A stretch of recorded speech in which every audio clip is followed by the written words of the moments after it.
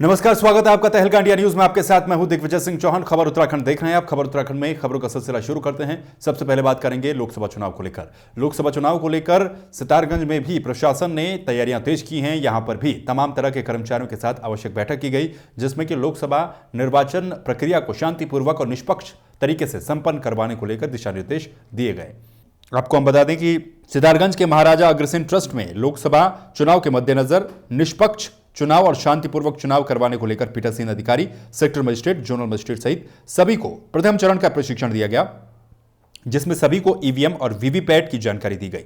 साथ ही hands on training भी दी गई, जिससे कि सभी को चुनाव संपन्न करवाने में किसी भी प्रकार की दिक्कत का सामना न करना पड़े। निर्वाचन 2019 के संबंध में आज प्रथम चरण का प्रशिक्षण यहाँ पर संपन्न कराया जा रहा है महाराजा अग्रसेन नतीजा में, और इसमें हमारे पीठासीन अधिकारी, सेक्टर मजिस्ट्रेट, जोनल मजिस्ट्रेट सभी लोगों को ईवीएम और वीवीपैट्स के बारे में जानकारी दी जा रही है और उनको हैंड्स ऑन ट्रेनिंग भी कराई जा रही है, जिससे कि वो अच्छे से अच्छी तरह वाकिफ़ हो सकें सारी प्रक्रिया से और चुनाव को अच्छे तरीके से संपन्न करा सकें।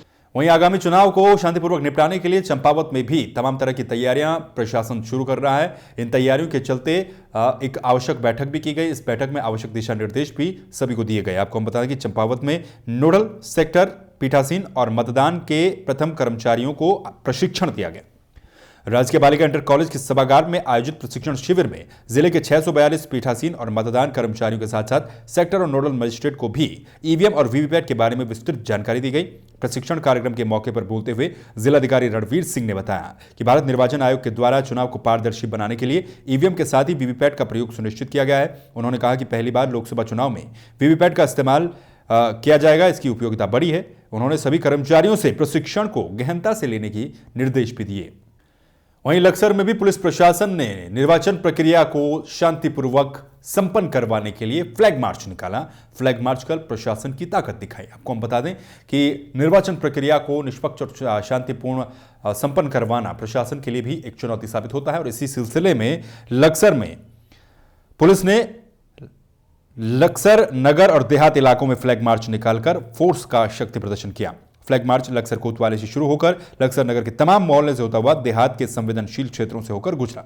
फ्लैग मार्च में सिविल पुलिस के अलावा पैरामिलिट्री फोर्सेस को भी शामिल किया गया। इस मौके पर फ्लैग मार्च की अगुवाई कर रहे सीओ राजन सिंह ने बताया कि चुनाव प्रक्रिया शांतिपूर्वक ढंग से संपन्न करवाने के लिए प्रशासन के पास पर्याप्त फोर्स है। साथ ही किसी प्रकार की कोई गड़बड़ी करने वालों से सख्ती से निपटने का संदेश भी फ्लैग मार्च के दौरान दिया गया।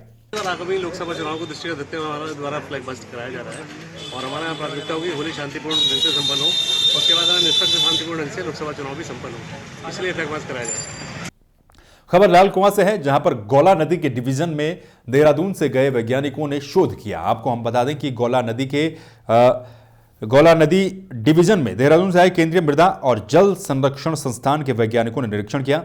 जानकारी के मुताबिक गौला नदी में उपखनिज चुगान किया जा चुका है, जिसके चलते अब उप खनिज के स्थान पर नदी है। इसके आकलन के लिए वैज्ञानिकों के साथ ही वन विभाग के अधिकारियों ने भी निरीक्षण किया। इस दौरान तकनीकी उपकरणों के साथ साथ नदी की गहराई भी नापी गई, ताकि पता चल सके कि नदी से अब तक कितने खनिज का दोहन किया जा चुका है और भविष्य में कब तक ये किया जा सकेगा। वरिष्ठ वैज्ञानिक एस शिवमाली ने जानकारी देते हुए बताया कि नदी के हर सेक्शन पर सर्वे किया जा रहा है। उन्होंने बताया कि सर्वे के बाद ही आकलन किया जाएगा कि कितने खनिज का दोहन यहां पर हो रहा है और भविष्य में कितने खनिज का दोहन यहां पर किया जा सकेगा।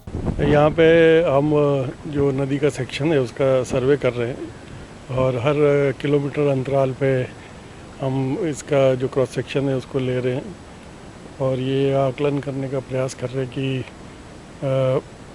जो अभी इसका खनन का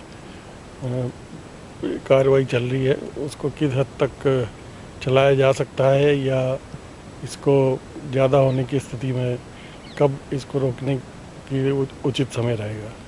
इस संदर्भ में अभी मात्र सर्वे हो रहा है। सर्वे के पश्चात हम इसका आकलन करेंगे और तभी हम कुछ सही रूप में बता पाएंगे। खबर उत्तराखंड के इस बुलेटिन में यहां पर रुकने एक छोटे से ब्रेक के लिए, लेकिन ब्रेक के उस पार भी खबरों का सिलसिला जारी रहेगा।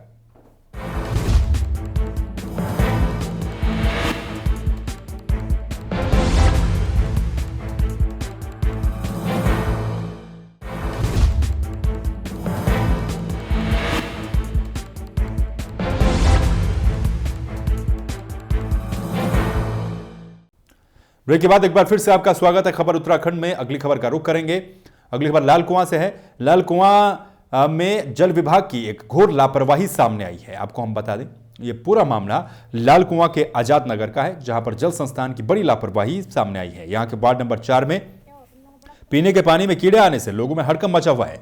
जानकारी के मुताबिक यहां पर लंबे समय से पीने के पानी में छोटे मोटे कीड़े आ रहे थे, लेकिन लोगों का आरोप है कि जल संस्थान इस और कोई भी ध्यान देने को तैयार नहीं है, जिसके चलते लोगों में गहरा आक्रोश भी है। क्षेत्रवासियों की माने तो उन्होंने कई बार इसकी सूचना जल संस्थान को भी दी, मगर कोई सुनने को तैयार नहीं है। अब लोगों को डर सता रहा है कि उनके घर में छोटे छोटे बच्चे हैं, जिन्हें इन कीड़ों की वजह से कई बीमारियों का सामना भी करना पड़ सकता है। बस यही है, कीड़े आ रहे हैं बहुत छोटे छोटे। पहले बड़े बड़े कीड़े आए, अब आ रहे हैं ये छोटे छोटे बहुत। देखो कितने बारीक कीड़े हैं। पहले जोके आई हैं, पहले जोके आई थी, इतनी लंबी लंबी, वो इतनी बड़ी हो जाती थी बाद में। फिर वो अब सफाई नहीं हो रही कि नाली की? अब क्या पता, अब ये तो उन्हीं को कोई नहीं आ रहा है। पहले गए थे हम पानी की टंकी पे, तो एक आए थे तो उन्होंने सही भी कराया था, उसके बाद फिर ऐसे हो रहा है जब।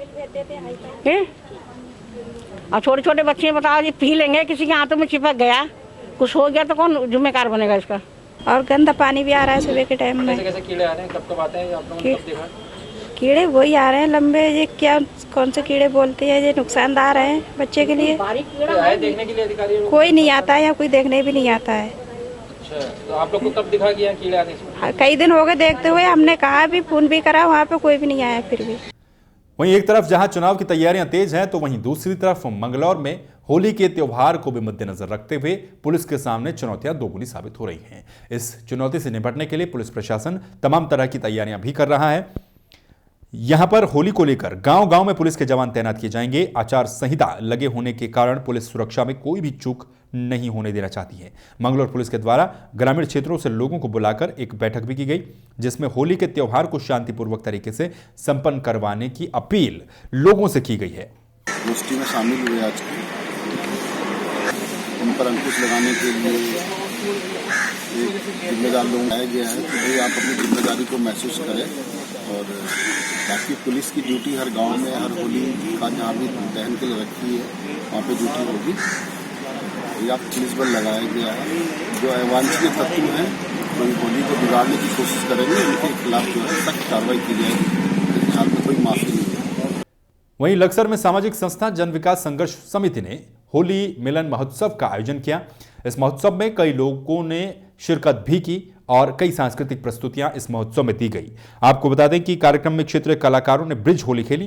कई तरह के गीतों से और झांकियों से दर्शकों का मन मोहा गया। इस मौके पर लक्सर नगर पालिका के chairman Ambarish Garg, sugar mill के जीएम अजय खंडेलवाल, कार्यक्रम के आयोजक कुशपाल सिंह सैनी ने लोगों को लोकतंत्र के सबसे बड़े महोत्सव यानी कि लोकसभा आम चुनाव में बढ़ चढ़कर वोट देने की अपील भी की है। ये कार्यक्रम जो हमारा सामाजिक कार्यक्रम है और हमारा प्रयास ये है कि जो हमारी भारतीय संस्कृति है उसको हम बरकरार रख सकें। अपने आने वाली जो पीढ़ी हमारी है उसको भी हम मैसेज दे सकें कि हमारी जो संस्कृति कितनी संस्कृति है, कितनी धनी है। आज तक हम इन सारे त्योहारों को मनाते आ रहे हैं, तो समाज में इससे सौहार्द का भाव बढ़ता है और जो वैमनस्य है, आपस में बैर भाव है, वो ख़त्म होता है। और ये होली का जो पर्व है, ये तो मिलन का पर्व है। इसमें हम अपने गिले शिकवे भूलकर एक मैसेज देते हैं लोगों को, सब गले मिलते हैं और बड़े उल्लास के साथ इस पर्व को मनाते हैं। वहीं होली के त्योहार को देखते हुए खाद्य सुरक्षा विभाग भी अलर्ट है। खाद्य सुरक्षा विभाग भी तमाम जगहों पर लगातार छापेमारी कर रहा है ताकि मिलावटखोरी पर लगाम लगाई जा सके। लाल कुआं की अगर बात की जाए तो लाल कुआं सहित आसपास के क्षेत्रों में खाद्य सुरक्षा विभाग की टीम ने स्वीट्स हाउस और परचून की दुकानों पर छापा मारा। इस दौरान तमाम खाद्य पदार्थों के सैंपल भी लिए गए। गौरतलब है कि होली के त्योहार को लेकर खाद्य सुरक्षा विभाग सक्रिय हो जाता है ताकि मिलावटखोरी के खिलाफ कड़ी कार्रवाई अमल में लाई जा सके। त्योहारी सीजन के मौके पर तमाम दुकानदार मिलावटखोरी करते हैं, जिससे लोगों के स्वास्थ्य पर बुरा प्रभाव पड़ता है। इसी को ध्यान में रखते हुए खाद्य सुरक्षा विभाग की टीम ने छापेमारी की है। वहीं खाद्य सुरक्षा अधिकारी केसी टमटा ने बताया कि दुकानदारों को मिलावटखोरी से सबक सिखाने के लिए छापेमारी अभियान चलाया गया है, जिसके तहत तमाम स्वीट्स हाउस और परचून की दुकानों पर मौजूद खाद्य सामग्रियों के सैंपल लिए गए हैं। किसी के सैंपल अगर फेल हो जाते हैं तो उस दुकान के खिलाफ कार्रवाई की जाएगी। ये होली के त्यौहार को ध्यान में रखते हुए मिलावट की प्रबल संभावनाएं होती हैं, जिसके तहत खाद्य सुरक्षा विभाग पिछले 8-10 दिन से एक संयुक्त टीम बना करके पूरे नैनीताल जनपद में जगह जगह छापेमारी का कार्यक्रम चल रहा है। इसी सिलसिले में आज हम लालकुआं में आए हुए हैं और यहाँ पे हम लोग जो मिठाई की, तेल के और घी, वनस्पति इत्यादि खाद्य पदार्थों जिसमें मिलावट की त्योहारों में संभावनाएं काफ़ी प्रबल रहती हैं, उनमें जांच कर रहे हैं और संदेह होने पर नमूना संग्रहित करके जांच के लिए प्रयोगशाला को भेज रहे हैं। और खबर उत्तराखंड के इस बुलेटिन में फिलहाल के लिए बस इतना ही, लेकिन बाकी खबरों के लिए आप लगातार बने रहिए तहलका इंडिया न्यूज़ के साथ। नमस्कार।